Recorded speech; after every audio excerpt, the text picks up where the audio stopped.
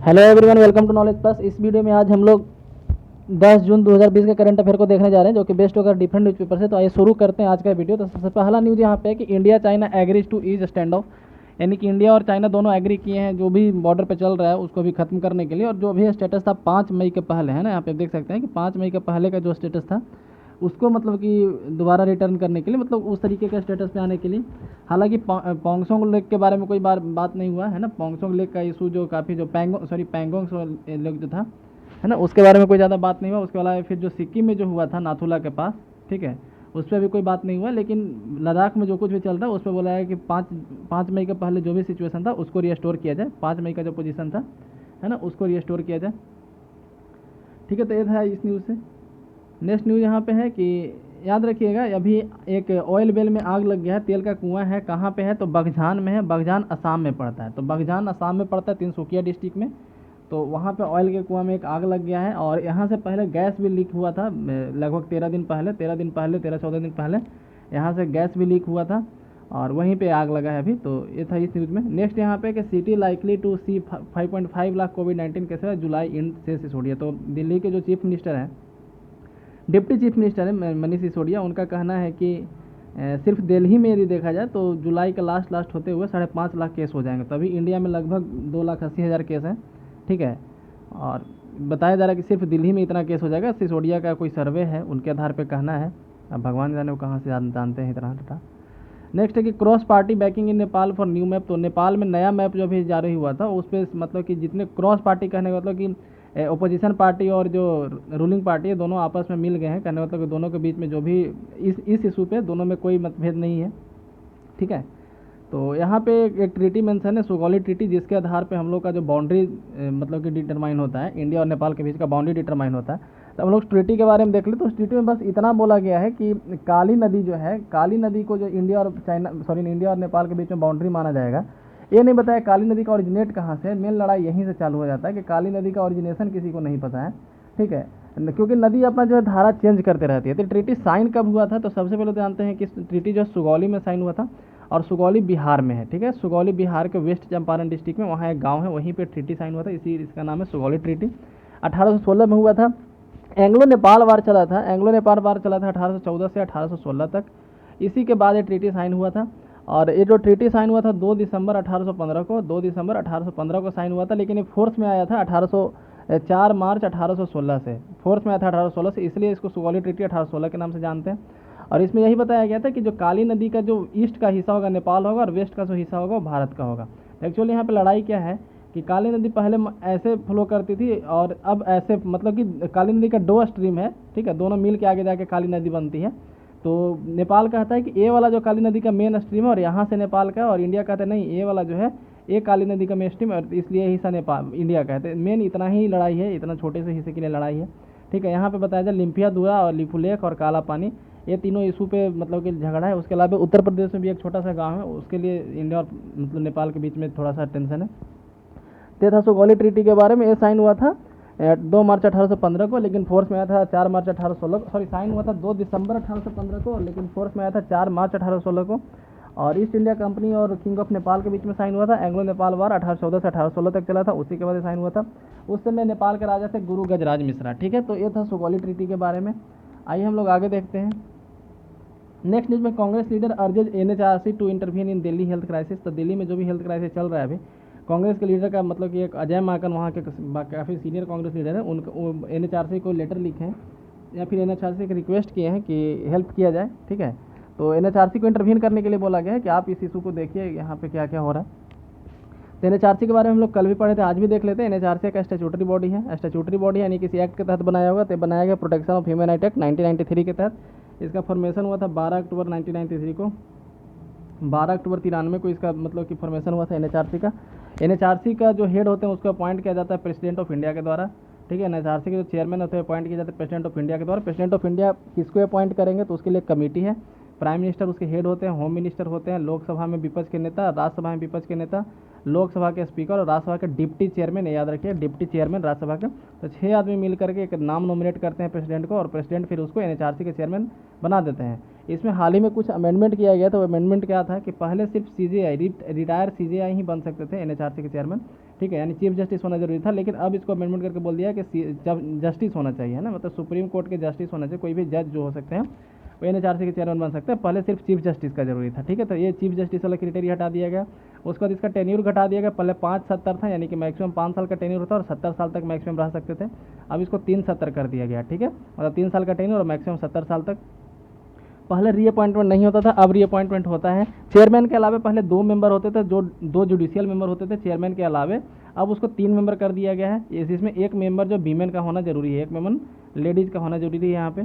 इसके अलावा 4 कमीशन था, उसके चेयरमैन इसके मेंबर बन जाते थे। तो कौन कौन कमीशन था? Minorities commission, SC commission, ST commission और वीमेन कमीशन। ठीक है, ये 4 कमीशन के चेयरमैन इसके मेंबर बन जाते थे, लेकिन अब इसमें 3 कमीशन और ऐड कर दिया गया, BC कमीशन, बैकवर्ड कमीशन का, फिर PWD का जो चेयरमैन है, PWD कमीशन का जो चेयरमैन है, पर्सन विद डिसेबिलिटीज़।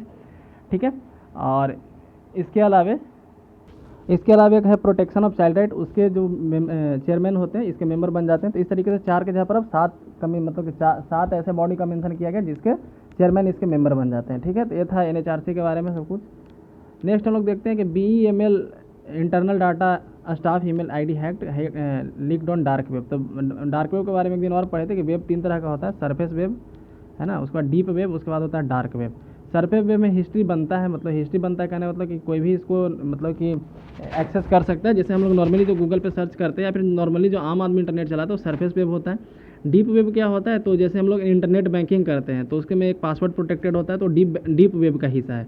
या फिर गूगल में जो क्रोम में देखे होंगे इनकॉग्निटो होता है, मतलब कि इसका हिस्ट्री नहीं बनता है। ठीक है, आप पढ़ सकते हैं हिस्ट्री इसका, बाकी कोई मतलब कि इसको एक्सेस करना थोड़ा डिफिकल्ट हो जाता है सरफेस वेब के मुकाबले। और डार्क वेब का मेनली यूज़ किया जाता है काफ़ी खुफिया जानकारी के लिए, जैसे इसका 2 ही डार्क वेब जो है अधिकांशतः 2 ही आदमी यूज़ करते हैं, या तो जो मतलब कि जो इंटेलिजेंस सर्विस में होते हैं गवर्नमेंट में, या फिर जो इलीगल सर्विस करते हैं। ठीक है, मतलब डार्क वेब में हिस्ट्री वगैरह क्रिएट नहीं होता है, इसको एक्सेस कर पाना उतना आसान नहीं होता। तो वेब 3 तरह का होता है, याद रखिए, सरफेस वेब, डीप वेब और डार्क वेब। हम लोग जो यूज़ करते हैं नॉर्मली वो सरफेस वेब होता है। डार्क वेब भी डीप वेब भी आदमी यूज़ करता है, लेकिन जैसे नेट बैंकिंग जब हम लोग यूज़ करते हैं तो उसमें डीप वेब का एग्जाम्पल है। ठीक है, तो यहाँ पे BEML के बारे में पढ़ लेते हैं। BEML का डाटा लीक हुआ है। तो BEML क्या है? तो यह भारत अर्थ मूवर लिमिटेड एक सरकारी कंपनी है, PSU है, पब्लिक सेक्टर अंडरटेकिंग है, डिफेंस PSU है। डिफेंस PSU मतलब कि ये जो भी प्रोडक्शन करता है वो डिफेंस सेक्टर के लिए करता है। ठीक है, डिफेंस सेक्टर का ये PSU है और इसका हेडक्वार्टर बेंगलुरु में है।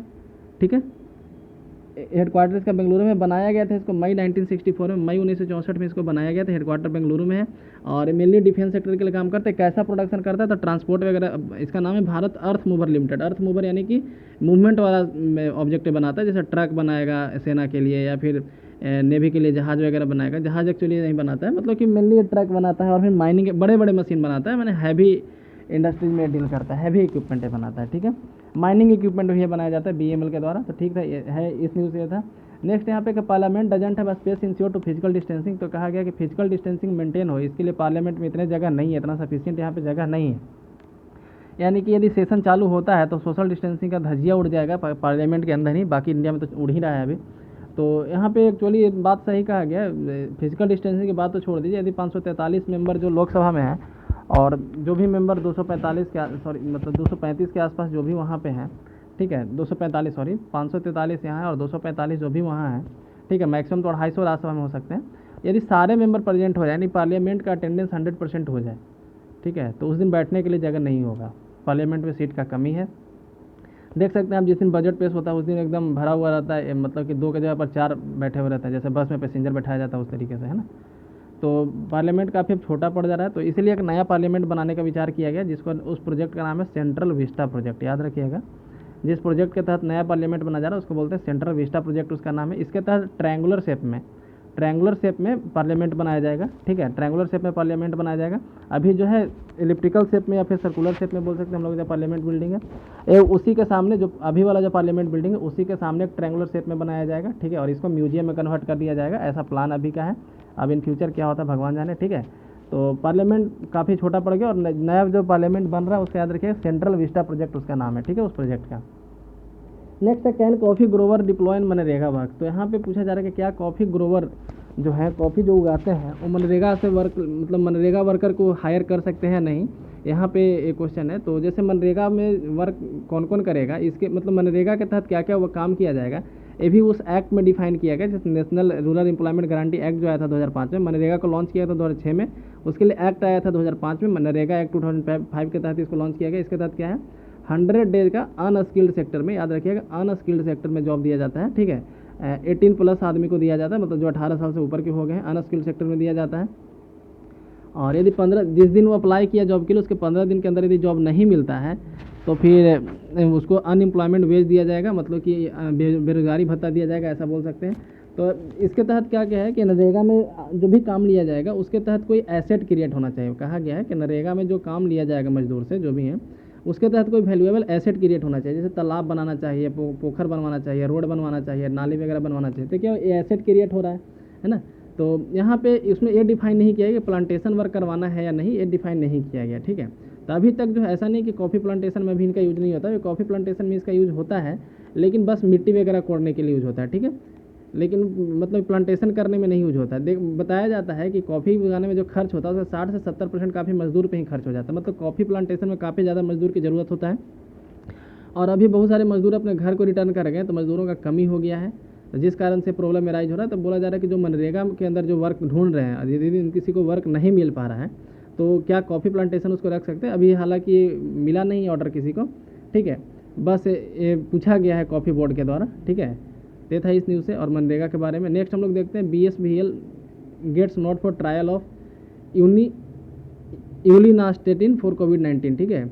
यूलिनास्टेटिन एक दवाई है। BSBL क्या है, तो Bharat serum and vaccine limited, एक वैक्सीन बनाने का एक कंपनी है, और इसको अप्रूवल मिल गया है फेज़ 3 ट्रायल के लिए। फेज़ 3 ट्रायल क्या होता है, तो जैसे कोई भी दवाई जब बनता है उसका 4 बार में ट्रायल किया जाता है, फेज़ 1 ट्रायल, 2 ट्रायल, 3 ट्रायल और ह्यूमन ट्रायल, ठीक है। तो वैक्सीन कहीं भी जाकर फेल कर सकता है, हो सकता है फेज़ 1 पास कर जाए, फेज़ 2 में फेल कर जाए, फेज़ 3 में फेल कर जाए, है ना। तो फेज़ 3 ट्रायल के लिए इसको अभी मतलब कि ऑर्डर मिला है। फेज़ 4 इसके बाद जब ये पास हो जाएगा तो फिर ह्यूमन ट्रायल चालू होगा, और जब ह्यूमन ट्रायल सक्सेस कर जाएगा तो समझिए कोविड-19 का दवाई बन गया, वैक्सीन बन गया। तो यहाँ बताया गया कि BSBL को भारत सीरम वैक्सीन लिमिटेड को DCGI के द्वारा, ठीक है, DCGI क्या हम अभी डिस्कस करेंगे, उसके द्वारा जो है मतलब कि वैक्सीन बनाने का उसको मिल गया है परमिशन। फेज़ 3 ट्रायल का, फेज़ 3 क्लिनिकल स्टडी का मतलब कि मिल गया है परमिशन, ठीक है। किस दवाई का, यूलिनास्टेटिन, ठीक है। और ये किसके लिए मिला है, तो जो यहाँ पे दिखाया जा रहा है कि माइल्ड टू मॉडरेट ARDS के एक्यूट रेस्पिरेटरी डिस्ट्रेस सिंड्रोम, इसके तहत मतलब कि सांस लेने में प्रॉब्लम होता है। जब भी किसी को कोविड-19 होता है, मतलब कोरोना वायरस जब उसको इन्फेक्ट करता है, तो वहाँ पे 2 तरीके का प्रॉब्लम होता है, एक होता है ARDS, एक होता है निमोनिया, ठीक है। तो निमोनिया तो आई थिंक हर कोई जानते होंगे। ARDS क्या है, तो एक्यूट रेस्पिरेटरी डिस्ट्रेस सिंड्रोम, तो एक तरीके से मतलब कि सांस लेने में उनको प्रॉब्लम होने लगता है, उसी को ARDS कहा गया। तो ARDS के तहत क्या होता है, dry cough, heavy breathing difficulties and increased heart rate, तो ये सब ARDS का लक्षण है। तो उसको रोकने के लिए जो है यूलिनास्टेटिन का मतलब फेज़ 3 ट्रायल करने का परमिशन मिल गया DCGI के द्वारा। DCGI के बारे में लोग पढ़ते हैं, तो इसका काम है approval of licence of specified category of drugs. तो सारे ड्रग को अप्रूवल नहीं करता है, ठीक है, उसके लिए एक डिपार्टमेंट है CDSCO, है ना। CDSCO के तहत मतलब कि लाइसेंस मिलता है ड्रग्स को, लेकिन किसी खास किस्म के ड्रग को DCGI के तहत अप्रूवल कराना पड़ता है, खास करके ऐसे ड्रग जो ब्लड से रिलेटेड हो, ब्लड प्रोडक्ट के रिलेटेड हो, वैक्सीन हो, सारे वैक्सीन का इसी के द्वारा कराया जाता है, ठीक है। ड्रग्स में तो मेडिसिन भी आते हैं ना, सिरप भी आते हैं, वैक्सीन भी आते हैं। तो DCGI के द्वारा मेनली वैक्सीन वगैरह का किया जाता है, ठीक है, जो ब्लड से रिलेटेड हो। तो वैक्सीन एक्चुअली ब्लड में ही डाला जाता है, तो इसलिए जो है DCGI से अप्रूवल लेना जरूरी है वहाँ पे। तो DCGI को ministry of health and family welfare के अंदर आता है, याद रखिएगा। DCGI जो ministry of health and family welfare के अंदर आता है, और इसका काम क्या है, approval of licence of specified category of drugs, जैसे ब्लड या फिर ब्लड प्रोडक्ट, वैक्सीन, ये सब, ठीक है। नेक्स्ट न्यूज़ यहाँ पे कि QS ranking Indian school sleep 10 including 10 of the eminence. तो 10 इंस्टीट्यूट ऑफ इमिनेंस अभी इंडिया में है ना। तो 10 इंस्टीट्यूट ऑफ इमिनेंस उसका भी रैंकिंग नीचे गिर गया, मतलब इंडिया में जो भी कॉलेज है अधिकांशतः का रैंकिंग नीचे अभी डाउनवर्ड गया है, ये इस न्यूज़ में बताया गया। तो हम लोग देखते हैं, जैसे यहाँ पे रैंकिंग का आप चार्ट देख सकते हैं। पहले जिसका रैंकिंग 182 था 193 है, जैसे IIT दिल्ली का है। दुनिया का मतलब ऑल ओवर वर्ल्ड का रैंकिंग है, 152 था तो 172 हो चुका है IIT बॉम्बे का, ठीक है। वहीं देखा जाए तो IISc जो बेंगलुरु में है उसके पहले 184 था, 185 हो जाए, तो मतलब लगभग सबका रैंकिंग यहाँ गिर गया, वहीं यहाँ पे बताया जा रहा है। हम लोग आगे देखते हैं कि जैसे यहाँ पे दिखाएगा कि बिट्स पिलानी हो गया, Birla institute of technology, Anna university, Vellore university, हर किसी का रैंकिंग यहाँ पे गिरा। Overall 21 universities have found among the place top 1000 India में, जो मतलब कि दुनिया के टॉप 1000 यूनिवर्सिटी में इंडिया के 21 इंस्टीट्यूट हैं, ठीक है। दुनिया के टॉप 1000 इंस्टीट्यूट में, टॉप 1000 इंस्टीट्यूट में इंडिया के 21 इंस्टीट्यूट है। पिछले साल 25 इंस्टीट्यूट थे, यानी कि 4 इंस्टीट्यूट उस लिस्ट से बाहर हो गए हैं। रीजन उनका जो रैंकिंग है नीचे गिर चुका है। ठीक है, आउट ऑफ द 21 जो 21 अभी हैं टॉप 1000 में, उसमें 14 का रैंकिंग नीचे जा चुका है और 2-3 का रैंकिंग ऊपर आया है, इसलिए वो नए नए इसमें ऐड हुए हैं। ठीक है, आगे देखते हैं। तो ये इंस्टीट्यूट ऑफ एमिनेंस जो है, IOE जो है, इंस्टीट्यूट ऑफ एमिनेंस, ये प्राइम मिनिस्टर का ड्रीम प्रोजेक्ट एक तरह से बोल सकते हैं, NDA गवर्नमेंट के द्वारा लॉन्च किया गया। इसके तहत क्या है, तो 10 पब्लिक और 10 प्राइवेट इंस्टीट्यूशन को, यानी कि टोटल 20 इंस्टीट्यूशन को जो है टॉप 500 के अंदर लाना है। ठीक है, टॉप 500 के अंदर लाना है और उसके बाद फिर टॉप 100 के अंदर लाना है 10 साल में। ठीक है, तो मतलब कि 10 प्राइवेट और 10 सरकारी इंस्टीट्यूशन को टॉप 500 के अंदर लाना है। जैसे अभी कितना है टॉप, अभी देखें हम लोग कि टॉप 1000 में हमारा कितना इंस्टीट्यूट है, 21 इंस्टीट्यूट है। तो टॉप 500 के अंदर 20 इंस्टीट्यूट हो जाना चाहिए। ठीक है, ऐसा इस मतलब इस प्रोग्राम का टारगेट है, जिसमें 10 सरकारी और 10 प्राइवेट इंस्टीट्यूशन है और बाद में टॉप 100 में इसको लाना है। ठीक है, ये जो है इसके तहत IOE के तहत क्या होता है, तो सरकारी और प्राइवेट दोनों इंस्टीट्यूशन को मतलब कि मतलब कि ये टैग दिया जा सकता है। याद रखिएगा, सरकारी और प्राइवेट दोनों को टैग दिया जा सकता है।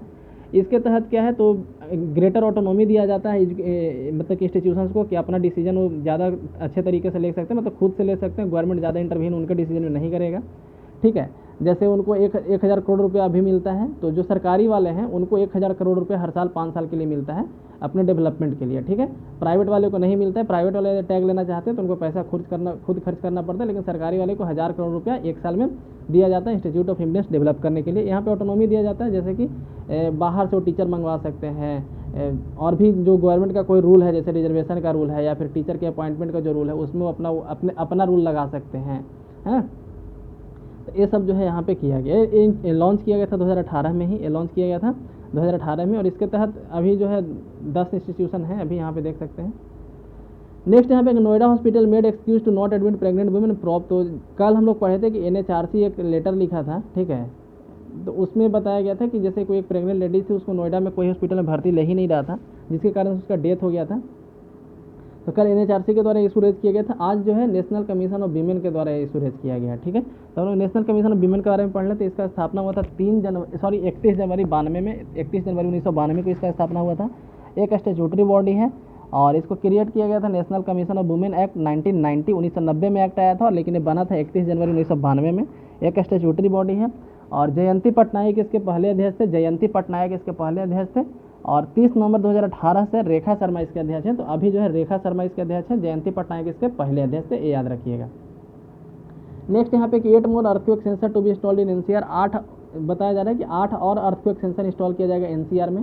ठीक है, तो हम लोग अर्थक्वेक के बारे में पढ़ लेते हैं। अर्थक्वेक क्या है, तो shaking of the earth is called earthquake, मतलब अर्थ का हिलना ही अर्थक्वेक है। इसके तहत क्या होता है, अर्थ के अंदर से एनर्जी निकलता है और उस एनर्जी के कारण जो अर्थ हिलता है, तो जब यह अर्थ शेकिंग करता है 3 तरह का करंट निकलता है। एक्चुअली 2 ही तरह का वेव निकलता है, बॉडी वेव और सरफेस वेव।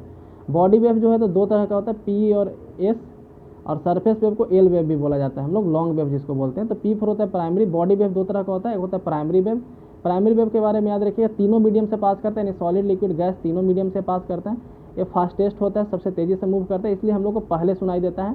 तो ठीक है, मतलब सुनाई तो कोई नहीं देता, मतलब सबसे पहले अर्थ पे आता है, प्राइमरी वेव है, P वेव इसलिए बोला जाता है इसको। सेकेंडरी वेव की बात किया जाए तो सिर्फ सॉलिड से ट्रेवल करता है, लिक्विड्स और गैस से ट्रेवल नहीं करता है। उसके अलावे ये मतलब कि इसका स्पीड प्राइमरी से कुछ कम होता है, इसलिए प्राइमरी के बाद आता है। और तीसरा जो आता है सरफेस वेव, सरफेस वेव को लॉन्ग वेव भी बोलते हैं, सबसे ज़्यादा डिस्ट्रक्टिव होता है, सबसे ज़्यादा तोड़ फोड़ वाला काम यही करता है। ठीक है, तो याद रखिएगा ये 3 तरह का वेव निकलता है। इसको मेजर किया जाता है सिस्मोग्राफ के द्वारा। ठीक है, इसको अर्थक्वेक को मेजर किया जाता है सिस्मोग्राफ के द्वारा। इसके मैग्नीट्यूड को मेजर किया जाता है रिक्टर स्केल या रिएक्टर स्केल, रिक्टर स्केल कई तरह से इसको प्रोनाउंस किया जाता है। तो याद रखिएगा इसको रिक्टर स्केल के द्वारा इसको इसके मैग्नीट्यूड को मेजर किया जाता है। ठीक है, ये था अर्थक्वेक के बारे में। इंडिया को जो है 4 अर्थक्वेक जोन में बांटा गया, earthquake zone 2, earthquake zone 3, earthquake zone 4, earthquake zone 5। ठीक है, याद रखिएगा अर्थक्वेक जोन 1 इंडिया में नहीं है। ठीक है, मतलब कि इंडिया में मतलब कि 2 से स्टार्ट किया गया है। ठीक है, ऐसा याद रखिए कि जैसे 1 2 3 4 ना करके 2 3 4 5 किया गया है, जिसमें जो अर्थक्वेक जोन 2 में आते हैं, जो जोन 2 में आते हैं वहाँ पे अर्थक्वेक काफ़ी कम आने का चांस है। ठीक है, 3 में आते हैं तो 2 के मुकाबले ज़्यादा, 4 में कुछ ज़्यादा, और 5 सबसे खतरनाक वाला रीजन है। 5 में कौन कौन आते हैं, तो गुजरात आता है, जम्मू कश्मीर, नॉर्थ ईस्ट वाला रीजन आता है। ठीक है, बिहार का थोड़ा सा रीजन आता है, दिल्ली का आता है। दिल्ली का कुछ रीजन जो है आई थिंक 30% रीजन 5 में आता है, जोन 5 में, और 70% रीजन पार्ट 4 में आता है। तो दिल्ली 4 और 5 दोनों में आता है। ठीक है, तो ये था आरक्यू के बारे में। नेक्स्ट हम देखते हैं advocate appointed as high court जज। तो हाई कोर्ट यहाँ के मतलब सॉरी JNK यानी जम्मू एंड कश्मीर के हाई कोर्ट के जज को अपॉइंट किया गया है। एक मतलब एक एडवोकेट को उसका जज अपॉइंट किया गया है। तो अपॉइंटमेंट कैसे किया जाता है हम लोग पहले देख लेते हैं, और किसको किया जाता है ये भी हम लोग देखते हैं। तो अपॉइंटमेंट करने एक कॉलेजियम है, ठीक है। हाई कोर्ट के जज को भी कॉलेजियम के द्वारा अपॉइंट किया जाता है। कॉलेजियम में कौन होते हैं, तो CJI प्लस 4 और जज, यानी टोटल 5 जज होते हैं। CJI प्लस 4 और जज, सीनियर मोस्ट जज जो सुप्रीम कोर्ट के होंगे 4 को और, यानी 5 जज मिल करके नाम डिसाइड करेंगे। उस नाम को भेजेंगे प्रेसिडेंट के पास। प्रेसिडेंट क्या करेगा, या तो रिटर्न कर सकते हैं कि आप दोबारा कंसीडर कीजिए, या तो अप्रूवल दे सकते हैं। यदि रिटर्न किए और उसी नाम को वापस भेज दिया गया कॉलेजियम के द्वारा, तो प्रेसिडेंट को अप्रूवल देना पड़ेगा, ठीक है। तब प्रेसिडेंट से अप्रूवल मिल गया। अब स्टेट तो प्रेसिडेंट से अप्रूवल मिल गया, तो सुप्रीम कोर्ट के जज के अपॉइंटमेंट के लिए बस इतना ही प्रोसेस है। सुप्रीम कोर्ट के जज के अपॉइंटमेंट के लिए बस इतना ही प्रोसेस है। प्रेसिडेंट का अप्रूवल मिल गया तो सुप्रीम कोर्ट में जज का अपॉइंटमेंट हो जाता है। लेकिन यदि स्टेट के हाई कोर्ट का जज को अपॉइंट करना है, स्टेट के हाई कोर्ट के जज को अपॉइंट करना है, तो फिर गवर्नर से पूछना पड़ता है, ठीक है। स्टेट के हाई कोर्ट के चीफ जस्टिस को अपॉइंट करना है, तो collegium plus president plus governor, ठीक है। यदि स्टेट को हाई कोर्ट के नॉर्मल जज, ये तो चीफ जस्टिस के लिए था ना, मतलब कि स्टेट के हाई कोर्ट के चीफ जस्टिस को अपॉइंट करना, तो कॉलेजियम यानी 5 मेंबर यहाँ, प्रेसिडेंट प्लस उस स्टेट के गवर्नर, ठीक है। यदि स्टेट के हाई कोर्ट के अदर जस्टिस को अपॉइंट करना है, तो collegium plus president plus governor plus वहाँ के चीफ जस्टिस, ठीक है। तो इस तरीके से अपॉइंटमेंट होता है। तो अपॉइंटमेंट का कंडीशन क्या है, तो 10 साल तक वो जुडिशियल ऑफिस को कंसीडर करना पड़ेगा उसको, मतलब 10 साल से वो जुडिशियल फील्ड में हो, एडवोकेट के रूप में हो, ठीक है, या फिर जज के रूप में हो, जैसे डिस्ट्रिक्ट कोर्ट के जज हो, मतलब 10 साल तक वो जुडिशियल ऑफिस में हो, या फिर 10 साल तक वो एडवोकेट के रूप में प्रैक्टिस किया हो, तब जाके हाई कोर्ट का जज उसको अपॉइंट किया जा सकता है। तो ये वाला केस काफ़ी कम होता है कि कोई एडवोकेट को डायरेक्ट हाई कोर्ट का जज बना दिया जाएगा। नॉर्मली डिस्ट्रिक्ट कोर्ट वाले ही बनाए जाते हैं, ऐसा रेयर केस में देखा जाता है, ठीक है। तो इसलिए इस न्यूज़ को ज़्यादा हाईलाइट किया गया, और ऐसा किया गया आर्टिकल 217 के तहत, ठीक है। और माना किसी मतलब कि अपॉइंट किया जाता है प्रेसिडेंट का, तो याद रखिएगा हाई कोर्ट के जज को भी प्रेसिडेंट के द्वारा ही अपॉइंट किया जाता है, ठीक है। लेकिन इनका जो मतलब शपथ ग्रहण होता है गवर्नर के द्वारा करवाया जाता है, इनका शपथ ग्रहण गवर्नर के द्वारा कराया जाता है। तो ये था इस न्यूज़ से। नेक्स्ट यहाँ पे भाई India's forex reserve are rising and भाई they matter in a crisis. तो कहा जा रहा है कि इंडिया का फॉरेक्स रिजर्व पिछले कुछ दिन से हम लोग पढ़ रहे हैं कि फॉरेक्स रिजर्व बढ़ रहा है। फॉरेक्स रिजर्व यानी कि फॉरेन एक्सचेंज रिजर्व, ठीक है, ये बढ़ रहा है। तो क्यों बढ़ रहा है, क्योंकि मतलब कि जैसे देखा जा रहा है कि इंडिया में तो स्लो डाउन है, तो इस तरह से इसको घटना चाहिए था, लेकिन ये तो बढ़ रहा है। और बढ़ने से क्या फ़ायदा है इसके बारे में लोग पढ़ते हैं। तो सबसे पहले देखते हैं फॉरेक्स यहाँ पे कि द पेंडेमिक के ड्यूरिंग जो है मतलब कि इकोनॉमिक फ्रंट काफ़ी पीछे जा रहा है। जीडीपी कॉन्ट्रैक्ट हो रहा है, 40 साल में सबसे ज़्यादा कॉन्ट्रैक्ट होने वाला है, जीडीपी सिकुड़ने वाला बोल सकते हैं। वहीं हमारा फॉरेक्स रिजर्व बढ़ने वाला, 500 बिलियन को टच करने वाला। कल ही के डाटा में लोग पढ़े थे कि 493 बिलियन, 493 बिलियन ये हो चुका है, यानी जल्द ही 500 बिलियन को टच करेगा, क्योंकि इसी महीने जो है मई में 12.4 बिलियन टच कर गया, मतलब एक महीने में 500 पार कर जाएगा, ठीक है। यदि 1991 में देखा जाए, 1991 में देखा जाए, तो हमारे पास फॉरेक्स रिजर्व काफ़ी कम हो गया था, जिसमें हमको LPG लाना पड़ा था, लिबरलाइजेशन, प्राइवेटाइजेशन एंड ग्लोबलाइजेशन। तो उस समय मात्र 5.8 बिलियन का हमारे पास फॉरेक्स रिजर्व था। अभी वहाँ से 84-100% बढ़ चुका है, ठीक है। तो ये था फॉरेक्स रिजर्व। अब देखते हैं कि वाटर फॉरेक्स रिजर्व है क्या, फॉरेक्स रिजर्व क्या क्या आते हैं। तो एक्सटर्नल एसेट आते हैं। एक्सटर्नल एसेट कई तरीके से होते हैं, गोल्ड के फॉर्म में हो सकते हैं, SDR हो सकते हैं। SDR IMF का मनी होता है, ठीक है, IMF का करेंसी होता है, इसको पेपर गोल्ड भी बोला जाता है। SDR special drawing right. इसके अलावा फॉरेन करेंसी जैसे डॉलर, येन, यूरो, कोई भी फॉरेन करेंसी में हो सकता है, ठीक है। FDI में हो सकता है, यदि इंडिया जो है कहीं से कहीं मतलब इन्वेस्ट किए हुए, वो भी फॉरेन रिजर्व में आएगा। तो इस तरीके से इसको कंट्रोल किया जाता है RBI के द्वारा। IMF का कहना है कि फॉरेक्स रिजर्व काफ़ी ज़्यादा हेल्पफुल होता है जो सपोर्ट करने में, ठीक है, maintaining in confidence in policy and monetary exchange rate management. तो कहा जा रहा है कि फॉरेक्स रिजर्व काफ़ी मतलब कि हेल्पफुल होता है गवर्नमेंट को, उसको एक कॉन्फिडेंस मिलता है, ठीक है। जैसे हम लोग क्या करते हैं, मतलब कि जैसे हर कोई अपना सेविंग बना के रखता है ना, तो एक तरह बोलते हैं गवर्नमेंट का सेविंग होता है फॉरेक्स रिजर्व, ठीक है। नेक्स्ट आगे देखते हैं वाई और फॉरेक्स रिजर्व डिस्पाइट स्लो, मतलब कि रिजर्व बढ़ क्यों रहा है। वाई और forex reserve rising despite the slow down in the economy. तो स्लो डाउन के मुकाबले स्लो डाउन है, फिर भी रिजर्व बढ़ क्यों रहा है। The major reason is the rise in investment. तो सबसे पहला रीजन इन्वेस्टमेंट काफ़ी ज़्यादा बढ़ा है।